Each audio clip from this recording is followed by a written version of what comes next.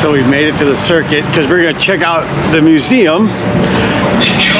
Eric's trying to figure out about our parking pass tomorrow, and everyone we've asked so far does not speak English.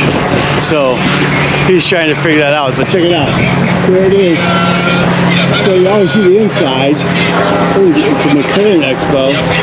So here's outside, fourth north. So check out this man's got his, we were just talking about those, but look at that. Outstanding. So this stuff's going to be happening soon. Let's see if we can find shuttle bus. So he's trying to find out, but it's funny. Knew it was happening, but you know, gotta be able to find somebody who can speak a little English. So I keep forgetting to bring my microphones. My bad. So hopefully I get it figured out. Oh, my battery's dying. There's my man, Jackie X, the band statue. But check it out, this is so cool. Just look at the shoes and the socks. The guy nailed it. So we're here at the museum. My battery is going to die. So it might get cut off. So we'll see. We'll find out in a second. You running out of battery? Yeah. Oh.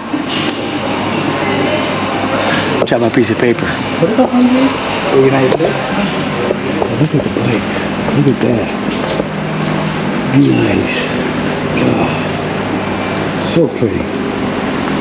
They got the coolest posters around here and signs and stuff. And I mean, it was big. I'd love to have something like that in a full wall in my office, but look at that. Killer. Man's trying to figure it out, so I should have bought another battery. We're gonna go in there and buy some stuff. We got 24-hour demo bikes. What do we got here? Signage. Just some information. So I guess we got to get our ticket to go in. So here's that. But the McLaren is the special thing. So pause. See, ACO membership. Get your ACO membership. You can get into the museum for free. So that's, I don't think that's what I was thinking of. But we're going this way to go check out what we got going on. It's kind of cool. We got the garage because they put cars in here. They're doing some work, so it's going to be interesting to see. So this is sort of the Hall of Fame here.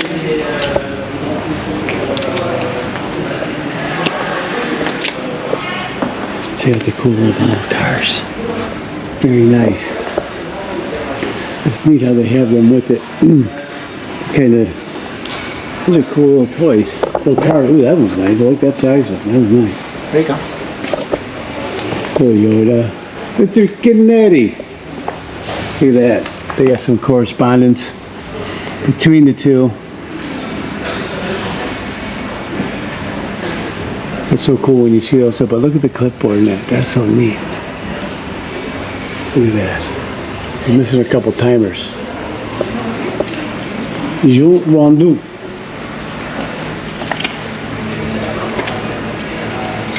Where'd he die? Where'd he get killed at? I don't remember. There you go. This is when Alonso wasn't 600 years old. Yeah. See, letting the F1 guys race here. You should let them do it more often. More often than just say after they retire, take a sabbatical from F1, because fun things can happen. He wins. Look at Nico Hulkenberg won. Yep. I mean, it's great stuff. I think it's just, it expands the horizon. And that is where Mr. Verstappen is going to be headed to, because he's getting fed up with the nonsense. Oh, he wants to go. Mr. Bell. Yes. Hey, Piro. Here we go, Mr. LeMans himself. Yeah, this is the man, the king. Look at that. 9 times. 9 wins. Look at that. Outstanding. Mr. Kendibien. Some Ferrari man there. Look at that. They could have put space for Hurley Haywood in there. He has 3 wins. Yeah. There's probably a lot of people with 3 wins. Yeah, they could actually. Look at that suit. Very nice. I think that's something they really kind of got to look into more, as women here at Le Mans, who's raced here and everything like that. There's bikes too. So, oh yeah. Well, let's check out the bikes, because this is its own separate thing. Let's check out the. Look at that. Look at this thing. I mean, that's just a bicycle. The motor. Look at this. Very nice. Look at that. That's awesome. Look at the lights they put on here for better, so you can see better in the dark. And that thing just stripped back. Oh, very nice. These things are sexy. Just look at those. God.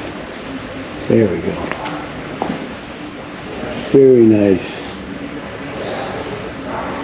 So cool to see. RC30. That thing's awesome. Very nice. There's the trophy from the 100th. David had that with him at Sebring. Really? They entrusted him with it? That was a risky move. Look at the size of that thing. It's gold. That thing is sweet. Now, I'm assuming the winner, they just give them a copy. So they have models of every car every year. You can go through the history here. Like, this is the biggest model collection I've ever seen. Yeah, that's so cool. It's like, it's every car that's ever competed here, right? Correct. If there's a model of it or they got it done, they got them all there. It's so sweet. So at the beginning, check it out. You just go through the history and the time frame, and it's so neat to see the evolution of the cars as they go up, as you get up through the years in regards to the style of car, what the regulations were at that time. But I mean, it's just so interesting to see going around. Now, obviously, you're going to have, you know, multiple ones of these ranch, so we only need to have one in here. So it's not like they need to have every single one. So those are all the same. Look at that. That is so cool. That is so neat. Look at all these in the bottom. The Jags, Ferraris, Mercedes. That is so cool.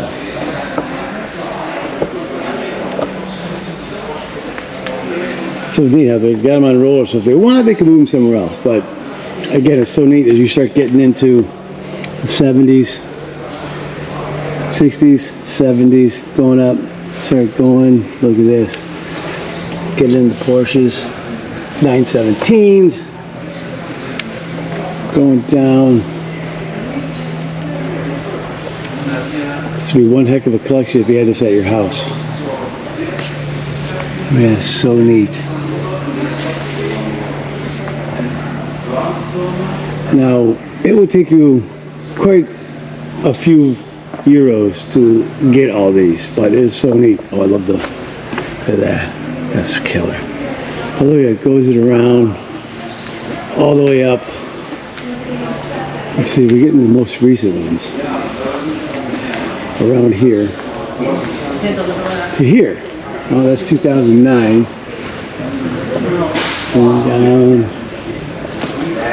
Look at that. That's so cool. But this is a neat map. Look at this as a track. 1929. So they show you how they changed it up. Going up through the years. So it hasn't changed all that much. I mean, it changed about from here to here. You can see I went points, but then they expanded it out here. This year's T-shirt had a variance of the track on it. Oh yeah? The official T-shirt, yeah. Look at that, see? Pretty cool, huh? So they had to have redone this, whatever, because, so it's not too old, because they have the kinks in there. Yeah. This gives you the size and scope, as you can see, on the track. I don't know if you can see that. Look at that. 8.5 miles, right? More or less. Yeah. Yeah, that's a cool display, giving you the size and scope of that track. Let's see some real cars. Yeah.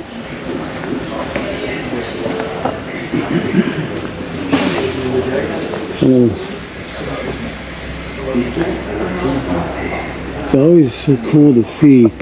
People always forget that when they started this was actually a challenge amongst the manufacturers to try and say who had the most durable car that could run for 24 hours. And so it was what they were selling. So they brought what they were selling and building. And so, I mean, what was this thing topping out at? $18.99. I mean, that thing was probably going no more 35 kilometers an hour, so that's about 20 miles an hour. More or less. Well, I won't go for how the garage is around. We go boot. Oh yeah, we get over there. Yeah, that's coming. Gotta go this way. Got to follow the path. Follow the path. If it cuts out, we'll continue on my phone. David Beatty needs a picture of this. Yeah. This is we'll have to legit come right back too and take photos with my phone to get B-roll, so to speak.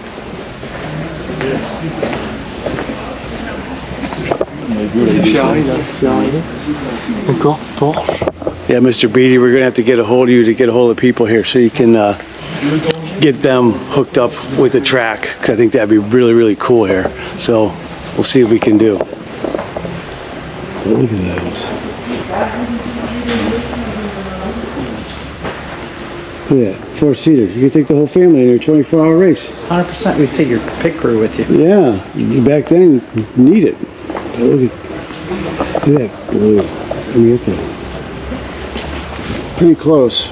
Look at that. What do you think, my shirt? Ligier? Look at that. The Bentleys? Look at this. That is freaking sexy. Oh, that's a Lagonda. My bad.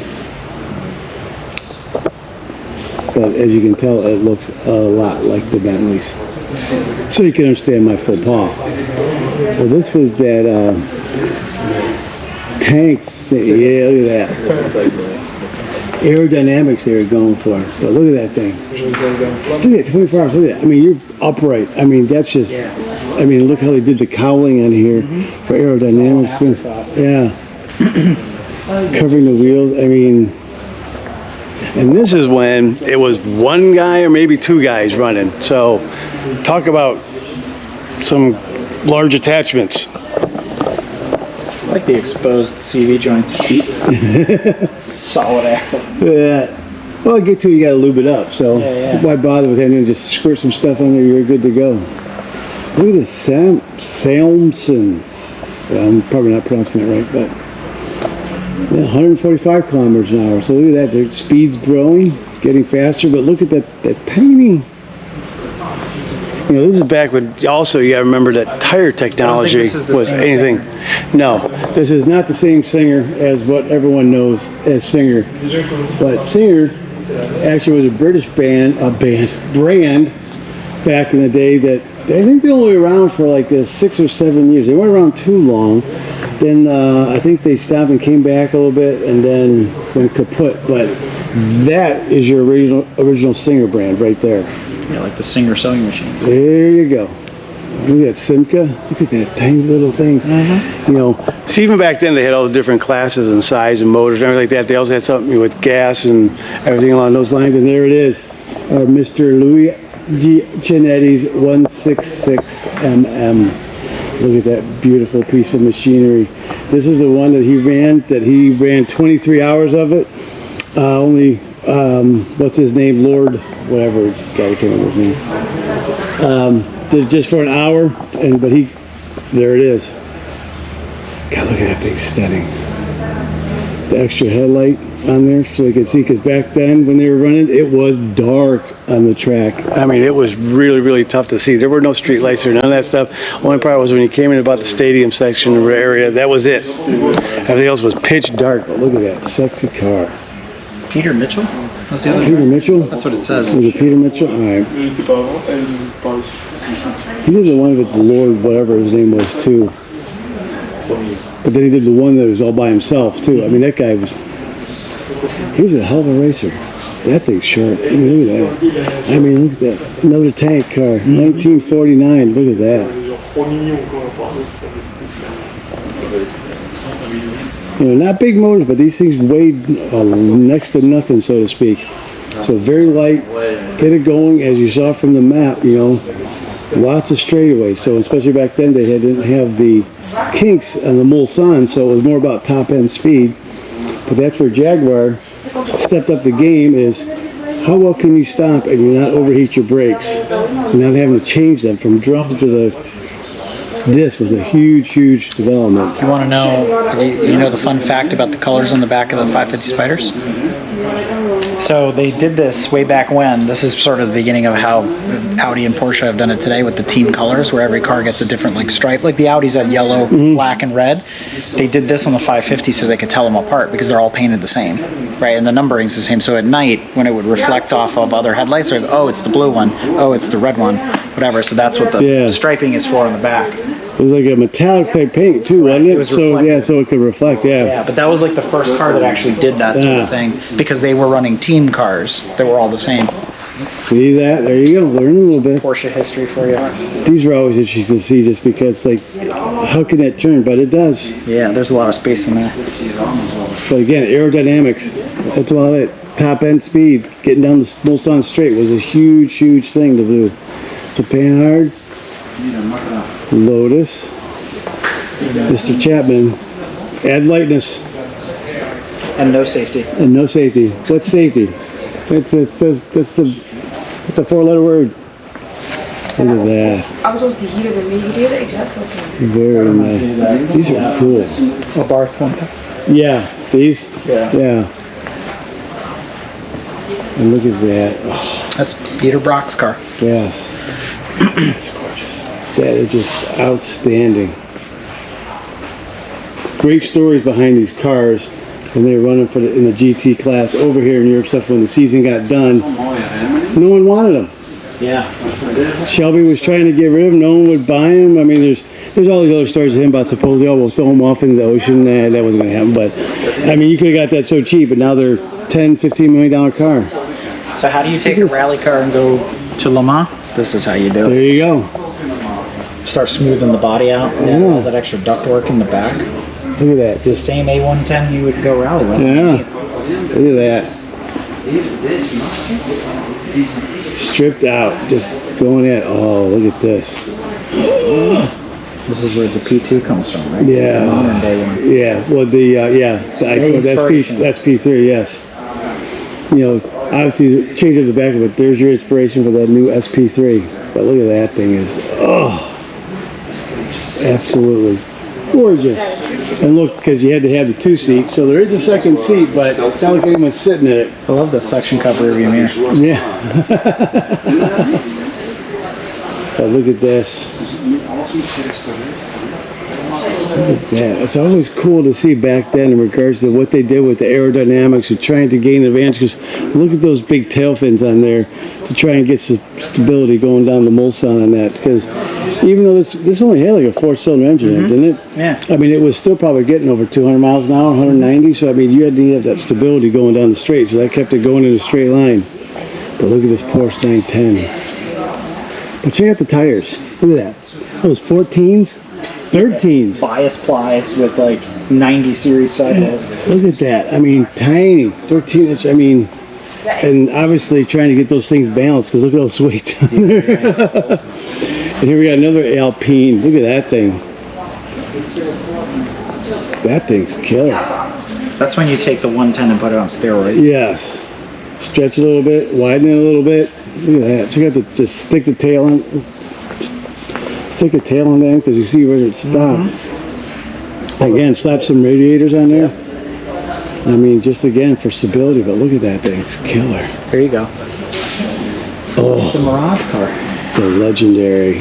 Look at that. This is the one everyone always thinks about and kind of puts to Le Mans as that. The Golf cars. Look at that thing. Oh my lord. 917K. That's not the long That's tail. the long tail over there. That's the long tail. Yeah. But that's a first iteration, then get a little more crazier again for straight line stability. But look at that. Because again, not a lot many turns at Le Mans. They're very subtle, but look at that. Was this the one, or which one was it that they're like didn't want to drive it first? Was it the 917 originally? That's like the Steve McQueen movie one. This is the one that came out. There was the one, because I know Derek Bell was talking about it. They're saying that when they came out with, was it the There was one of them that was like, it was a nightmare to drive. 956. 956, okay. And then this is the same body style as the Hippies. Yes. That's at Simeone. Yes, and again, if you haven't gone to Simeone, you need to go there. But here we go. Look at this gorgeous piece of machinery. Look at your rear view mirror here. Let's talk about just some ingenuity. Just cut a hole and stick it up there, you know. So we interviewed Harley Cluxton, and he talks about racing this car at Le Mans. So he was in a 512 Longtail, and he talks about specifically that rear view mirror and a bunch of other stuff, but So you haven't weren't nearly as fast as the 917s. No. So if you haven't listened to that episode yet, look it up on MPN. Take a listen. It's well worth it. But look at that. From the guy look who at this. actually drove the car. Exactly. From Joan actually drove it, raced it. Not just drove it, but raced it, and give you all the little tidbits and insight. Because it's a racing car. Basically, what it boils down to. And the Alpha, made famous by the cowboy himself. All right, we're switching to my phone. Yeah, it's a little hot in here. Europeans don't believe in air conditioning for some reason. But a beautiful, beautiful Lancia Stratos. Look at that thing, beefed up for Le Mans. Look at that thing. Again, kind of what Eric was talking about, taking a rally car and making it for Le Mans is just kind of smooth things out, make it wider. There you go. This would have been Group C or Group 4. I have to go look it up. Yeah, I'm trying to remember. I think it was 4, wasn't it? Maybe. But then look at this. Arturo Mucciario, the cowboy, in his Ferrari. You see, very interesting how that is very similar to that. But look at that. Very successful. Very successful in Targa Floria. Not so much Mille Miglia thing, but more along the line, more the Targa Floria than anything. That he had very, very good success with that car in there. They bridge the gas tanks in this because it's got dual fillers depending on the track, right? Yeah.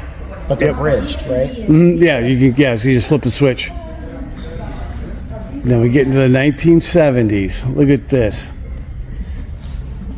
Now, these were Greenwood, were the name associated with a lot of these Corvettes that race at Le Mans, doing all this stuff on there, and just making them absolutely not so crazy. Because you look, they had the flip-up headlights on the production models, but look here, you can see that these things are actually just LM style. Just made them solid, put some plexiglass over it. There you go. Well, those flip-up headlights are heavy. Yeah, the mechanisms, everything in them, the whole 9 yards. And if they fail, you're done. Yeah, gotta have headlights working. Then we got another beautiful Alpha. Again, look at the streamline, look at the air going back to the radiator sitting there. Again, you have to have your 2 seats, but look at that thing, sexy.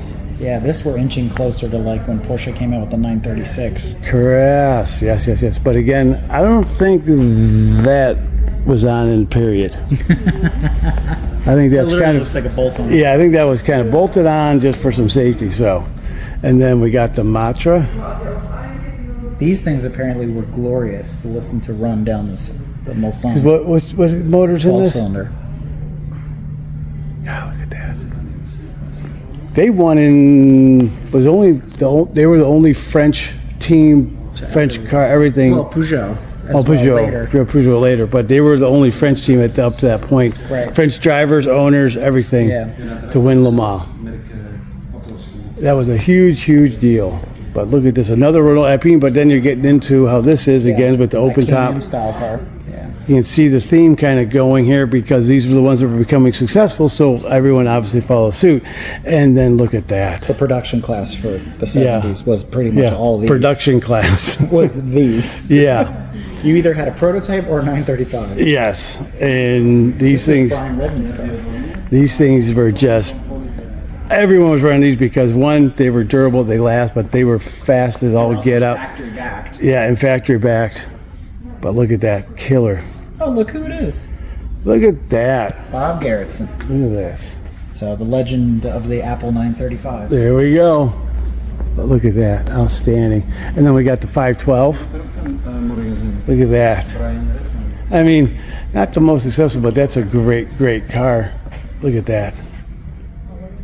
I mean, that's just actually as that 12-cylinder flying down. It's just, I mean, look what they did here at aerodynamics. Look at that for the brake cooling. Look at that on the wheels, how they got that embedded in there. They got the fins, so air coming around sucks on there. This was worth the flight. Yeah.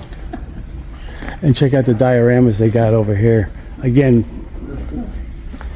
I'm trying to, I don't know what that says. But look at that. Yeah, we definitely have to get Mr. Beatty over here to do a diorama. I mean, do a slot car track for them. That would be killer. So, as we go down, We start to get into the 80s. yes, into the, what do they go up to here for the year-wise? Like, I mean, they going all the way up to the new?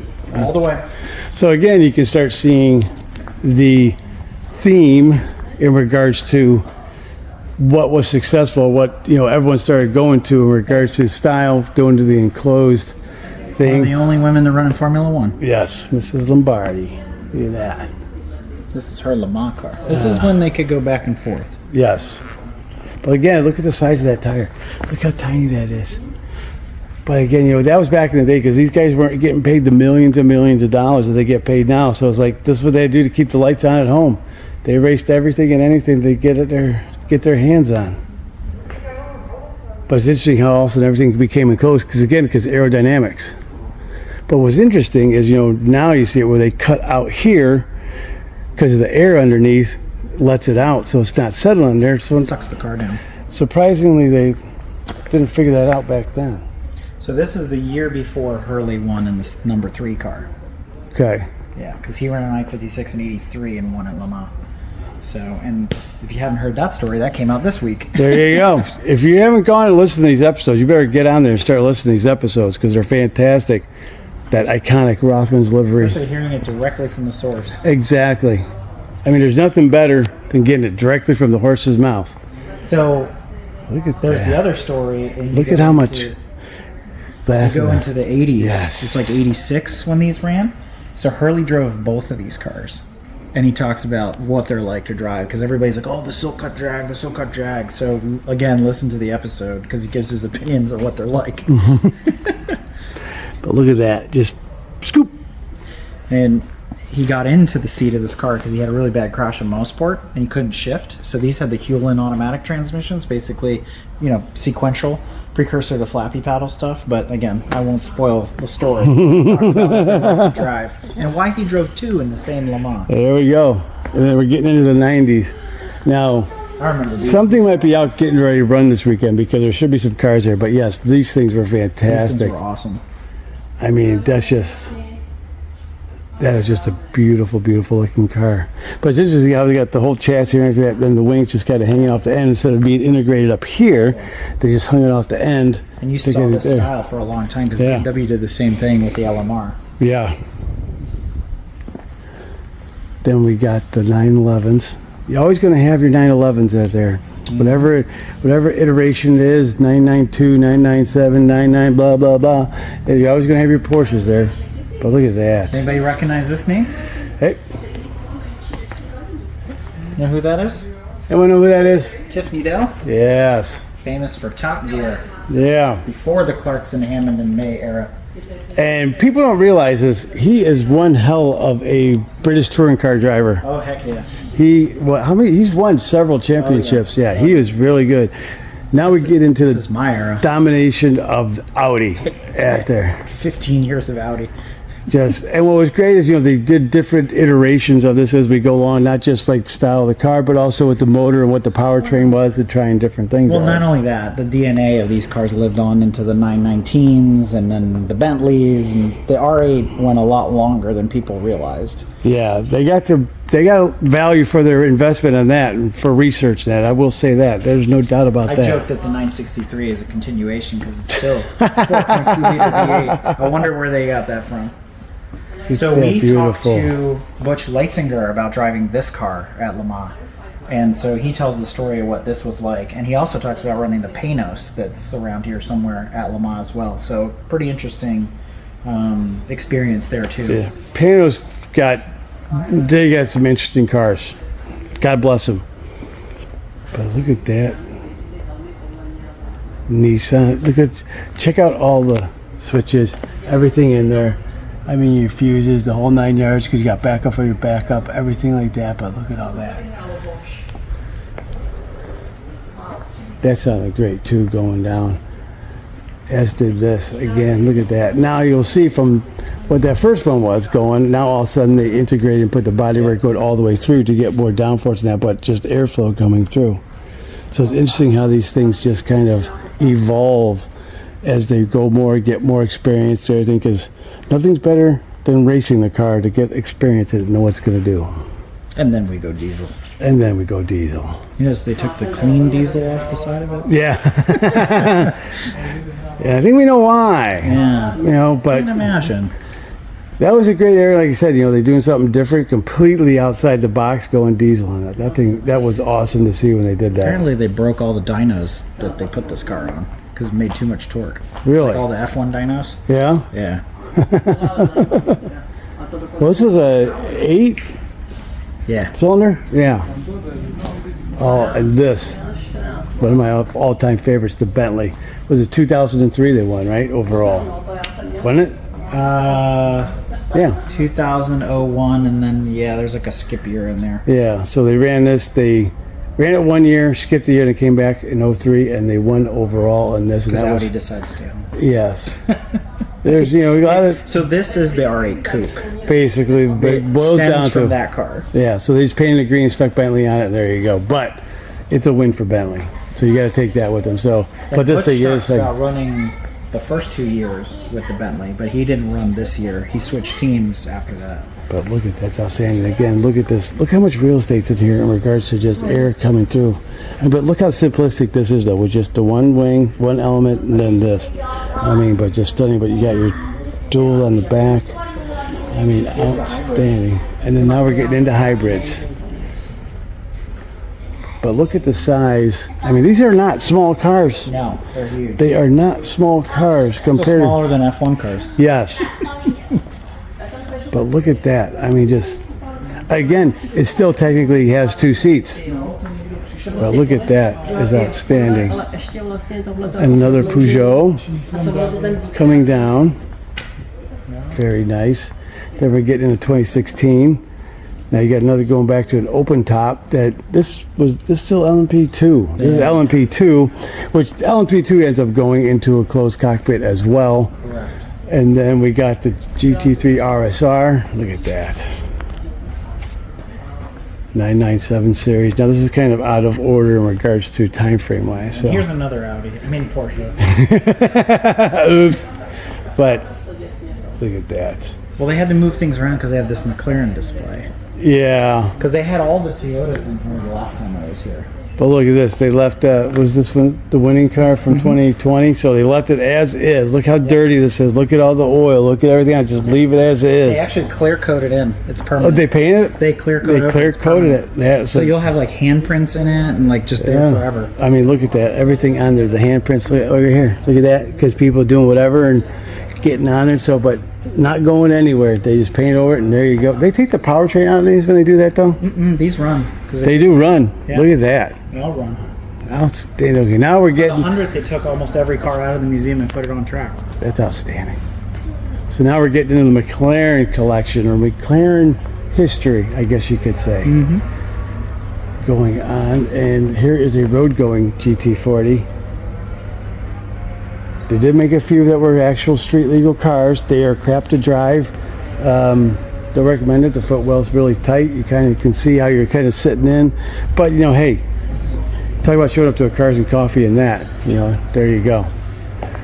Then Bruce get into his papaya cars. It would have been so interesting to see if Bruce hadn't died tragically at Goodwood doing that test, because it would have been awesome to see what he would have been able to do in regards to being the. I mean, obviously they were very, very, very successful as a constructor, anyways. But it'd been interesting to see because he was a brilliant, brilliant engineer. So we have a story on this car coming out in August. This is a McLaren Elva. So we do the whole story of Elva, and then followed up with the Porsche Elva, and then finally with the McLaren Elva, because this is the last of the Elvas before they basically got absorbed by McLaren. So Yeah. that's why they're here. but really cool boutique British manufacturer. They competed with Lotus pretty much head to head. Yeah. I mean, look at that. I mean, look at that. Oh, God, things just got to sound so nice. But look at this. You can see, I mean, just everything's there. Everything is there. But now we're going to go and see the infamous, that one. See the trumpets on it. Let's zoom in real quick so you can see the trumpets. You want to talk about something that sounds beautiful? Look that up online and listen to that thing, because it is loud and is mean, but it is glorious. No, I don't see Senna's playing. No. The FP44. But now we're getting into the only one he built, the M6. I love the... This was supposed to be his production road-going cars he wanted to build. These things were cool. There's a lot of photos from period of him driving this car as a daily driver. But look at that thing. That thing is killer.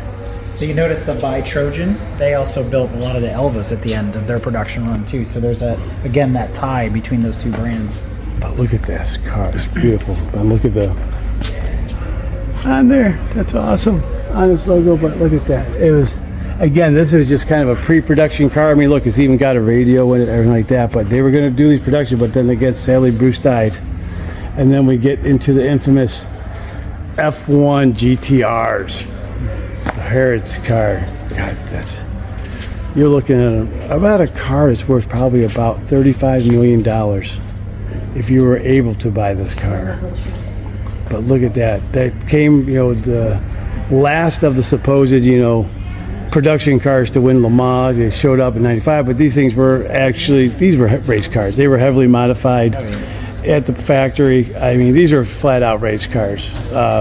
You could not drive this to the track and then go race and drive it home. They had to get trucked there, but this is technically the last ones, they say, that were able to do it. But there was a lot of factors in '95 for them when they showed up. Weather was a huge factor in them being able to win that race.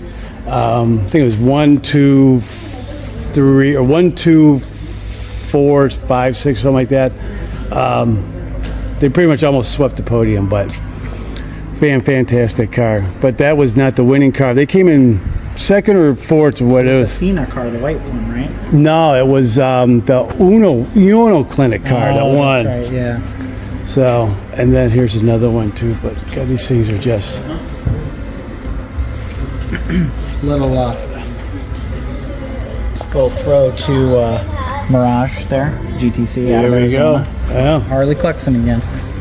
Look at those things, just absolutely sexy. So, thank you to the owners of these two cars that let the museum have them here and put them on display so everyone can see them, because those things are outstanding. Very nice. And then now we get into this is a 2021 McLaren, as you can see by delivery, getting into all the stuff. But just look at all the junk on here. I mean, these things are just, looking for the airflow.